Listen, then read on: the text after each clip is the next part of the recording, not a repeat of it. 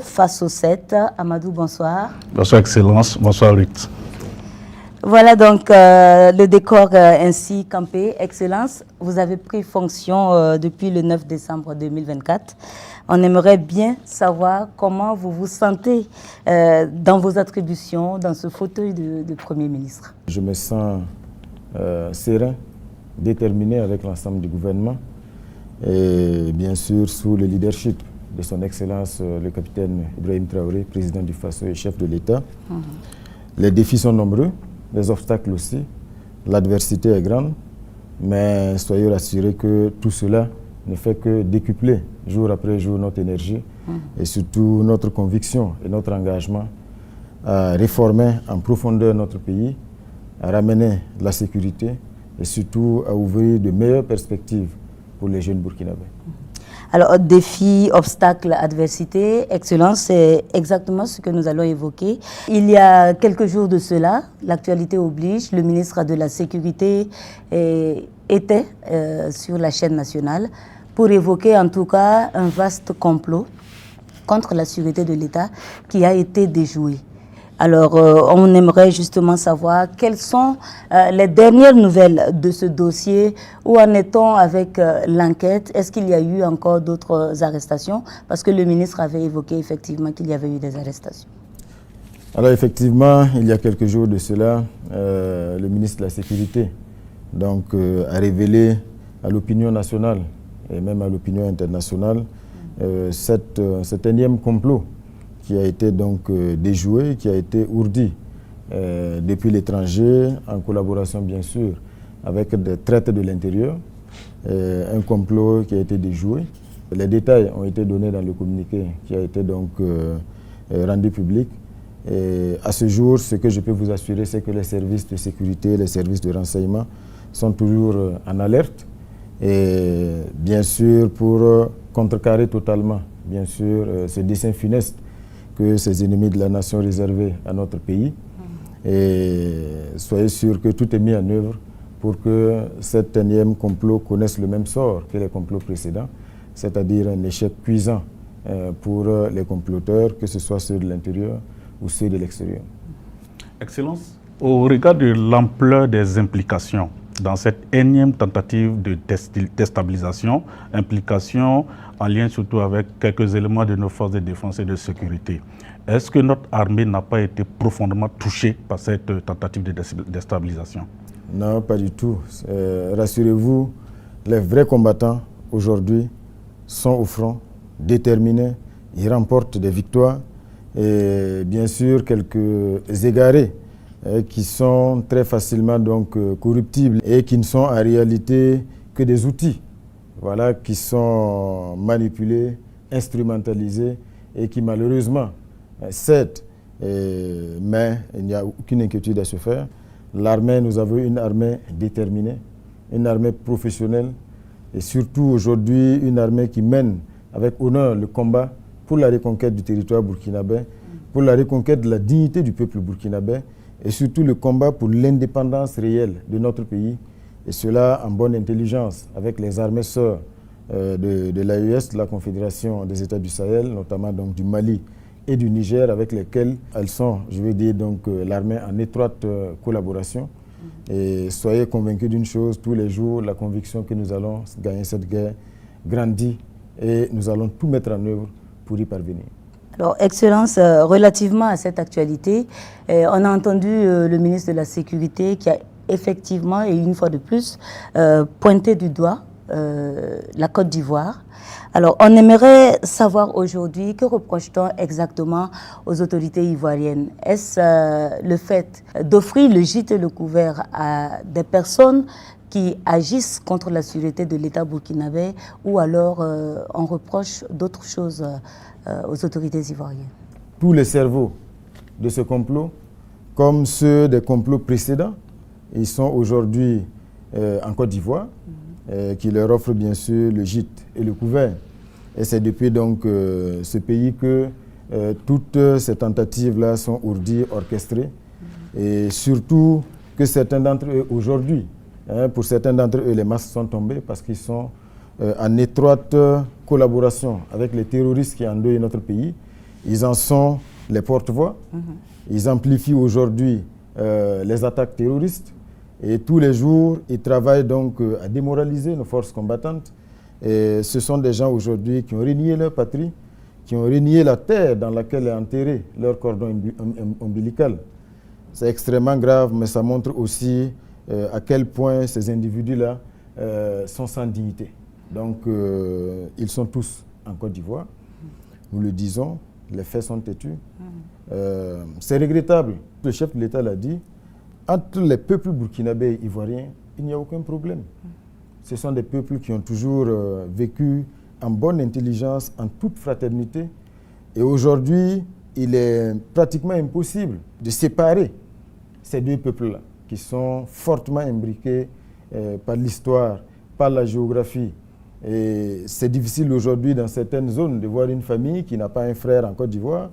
On a beaucoup de frères ivoiriens qui vivent au Burkina Faso ici. Oui. Tout ce qui se joue comme action de manipulation pour déstabiliser notre pays, le peuple ivoirien n'est pas au courant. Au-delà de ça, ce qui est triste également, c'est qu'en réalité, le combat que nous menons aujourd'hui pour la vraie indépendance du Burkina Faso, du Mali, du Niger, pour l'affranchissement réel, pour le rétablissement de notre dignité, c'est un combat que nous menons contre le même maître, le même impérialiste.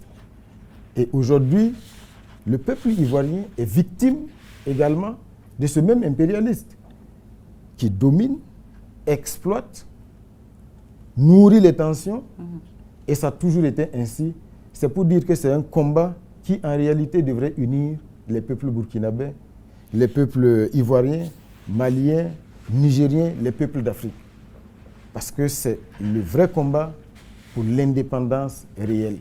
Et donc, c'est dommage de constater aujourd'hui que ce peuple ivoirien-là est pris en otage.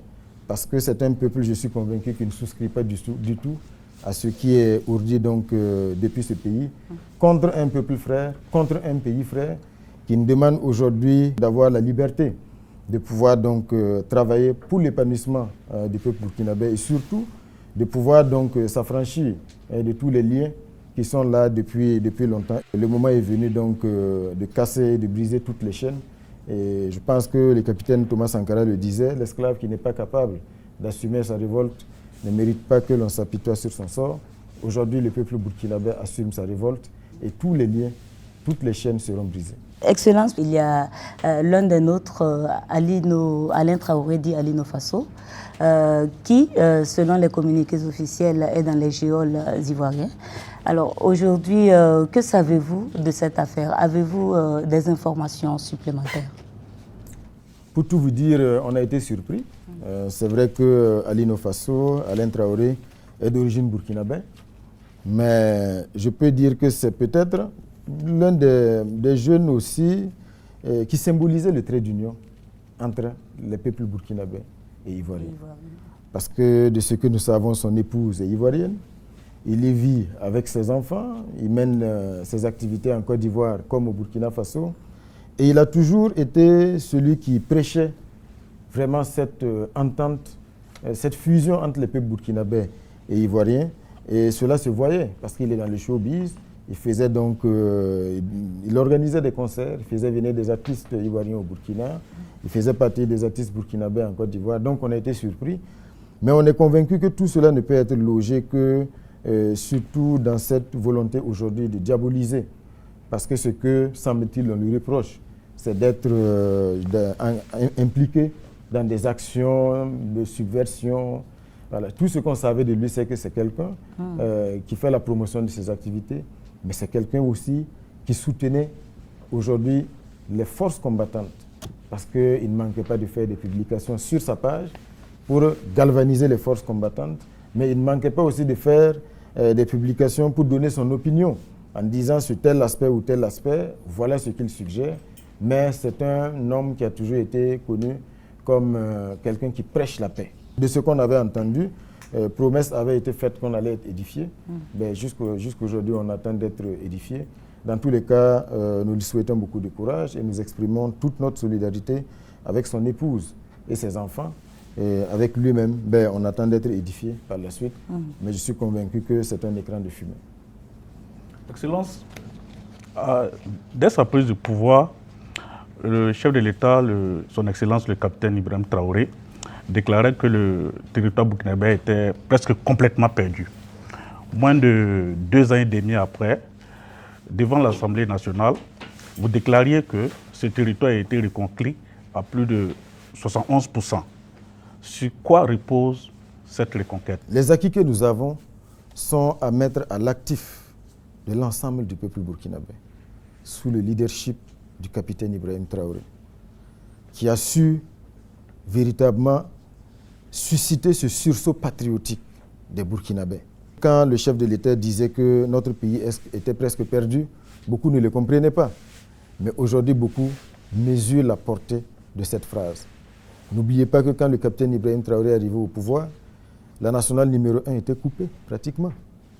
N'oubliez pas que les terroristes, parce que certaines chancelleries, notamment l'ambassade de France, déconseillaient déjà des villes comme Koudougou, à 100 km de Ouagadougou.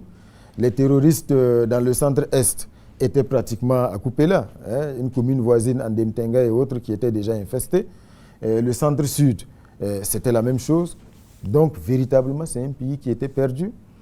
Certains se plaisaient à l'époque, des gens qui sont aujourd'hui, donc, dont les masques sont tombés, on voit véritablement que ce sont les premiers partenaires, soutiens des terroristes, qui ont occupé des hautes fonctions dans des institutions de ce pays, avaient prédit que les terroristes allaient prendre leur café, je ne sais plus moi, à Kongoussi, et puis déjeuner à Ouagadougou. Ils n'avaient pas tout à fait tort quand ils le disaient.